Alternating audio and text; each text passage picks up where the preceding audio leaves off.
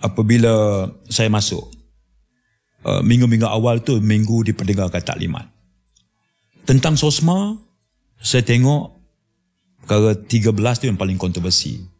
Iaitu, dia bukan soal tahanan tanpa bicara tu lagi. Sebab berbeza yang dulu ASA dengan sekarang ada akses dan tempoh yang pendek. Akses peguam sebagainya. Yang paling crucial, yang paling kritikal, yang paling kontroversi adalah ikat jamin. Dia ada bail, bailable, unbailable, and non-bailable. So keadaan-keadaan itu yang menjadikan kontroversi. Waktu itu saya terus memulakan perbincangan-perbincangan awal dengan pasukan polis dan juga dengan Timbalan Menteri masa itu, Ram Kapal Singh. Ada beberapa siri workshop khusus untuk tengok itu saja. Sampai sekarang proses itu masih berjalan. Proses itu masih berjalan. Libat urus untuk melihat komponen mana, section mana dalam SOSMA itu yang berdasarkan kepada realiti kes-kes yang sedang ditangani dengan menggunakan SOSMA yang perlu kita tengok. Antara perkaranya isu jaminan. Itu yang pertama. Jadi langkah kita sekarang apa dia? Sesi libat urus yang berterusan dengan semua pihak. Saya pastikan bahawa polis akan mengambil bahagian dengan seluruh kekuatan yang ada. Jangan tinggal satu pun sesi. Itu jalan. Baik. Itu dia ada schedule pelaksanaan dia lah. Saya tak mau pergi detail sangat sebab ada bincangan yang masih lagi orang kata premature untuk apa-apa dapatan dimulakan.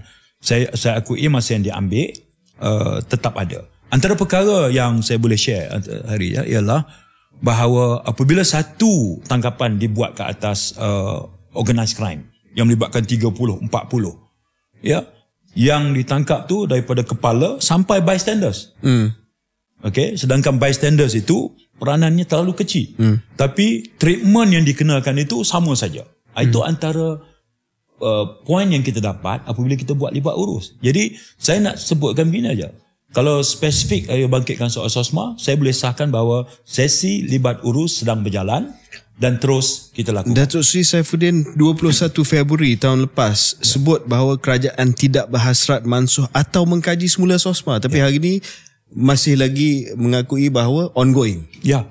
Boleh dikaji. Boleh dikaji. Ada elemen yang memerlukan kita tengok. Atas prinsip sama lah. Mana ada undang-undang statik. Tetapi boleh saya katakan bahawa world view Datuk Seri sebagai seorang pembangkang dan seorang Menteri Dalam Negeri dah berubah. Ada masanya hari. Kalau perubahan berubah itu satu yang perlu dan wajar kita buat, lakukanlah. Ia bukan soal pendirian kita.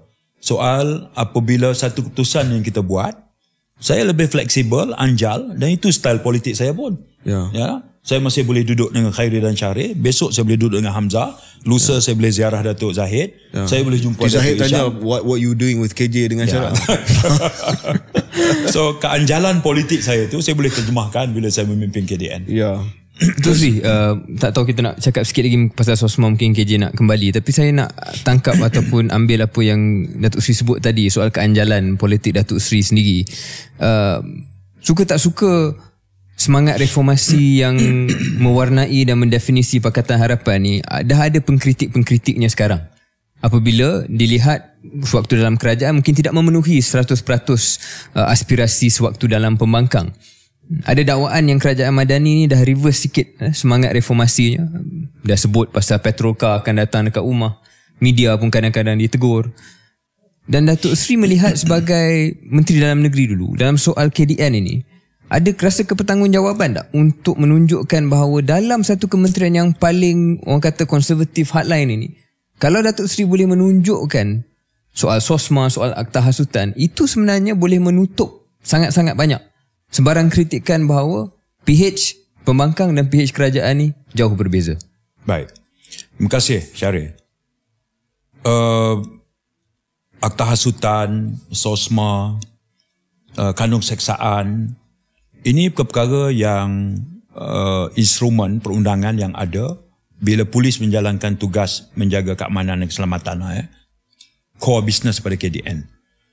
Baik, setahun saya di kementerian ini, saya ambil contoh, kita berdepan dengan isu 3R di luar sana.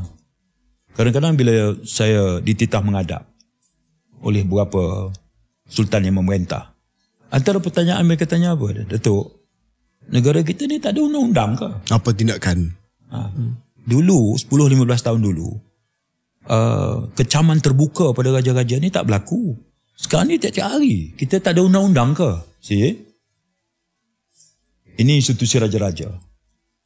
Okey, dalam perlembagaan kita ni, kedudukan dan peranan institusi raja-raja tu, dan kita kena dengar dan bagi weightage yang serius lah tentang ni. That's number one.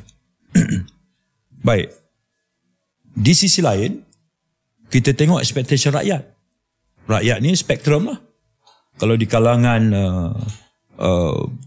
civil society, aktivis civil society, dia mau melihat inilah, ini janji kamu. Ya. Dan sekarang tunjukkanlah kamu dah ada kuasa. Tapi kalau kita turun di kawasan-kawasan kampung dan sebagainya, SOSMA, akta hasutan ni, dia kira bekalan beras cukup tak? Ayam cukup atau tidak? That's reality yang kita berdepan. Okay. Jadi kita boleh satisfy satu segmen masyarakat yang pada mereka bicaranya soal universal justice, soal competency of the government, komitmen untuk melakukan reform yang bersifat perundangan begitu. Tapi itu core supporters Pakatan Harapan. Apa yang dimaksudkan Syaril tadi, bila Pakatan Harapan di bawah kerajaan campuran sekarang ni lebih mirip polisi dia kepada konservatif, UMNO, kekal, tak nak pindah SOSMA, tak nak pindah akta hasutan walaupun disebut akan dikaji semula dan sebagainya, tapi no movement. Core supporter ni semakin jauh daripada Pakatan Harapan, and you are pandering kepada the conservative base. Ya, yang saya nak tekankan sekarang adalah pendekatan bahawa kalau tak boleh buat semua, jangan tinggal semua. Okay. Idealnya ada 10 list misalnya. Itu macam ayat dulu kita pakai. Ya. Jangan tinggal. Itu kaedah fiqah pun. Itu kaedah fiqah. Kalau tak boleh buat semua, jangan tinggal semua. Satu. Kalau nak mencapai satu perkara besar, jalan-jalan yang dan mencapai perkara besar tu satu yang wajib.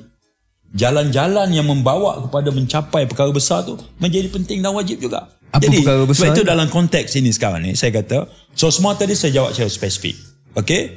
Begitu juga beberapa akta-akta lain. Hasutan sebagai contoh. Akta hasutan, komunikasi dan juga kanun kesaksaan yang berkaitan dengan elemen 3R.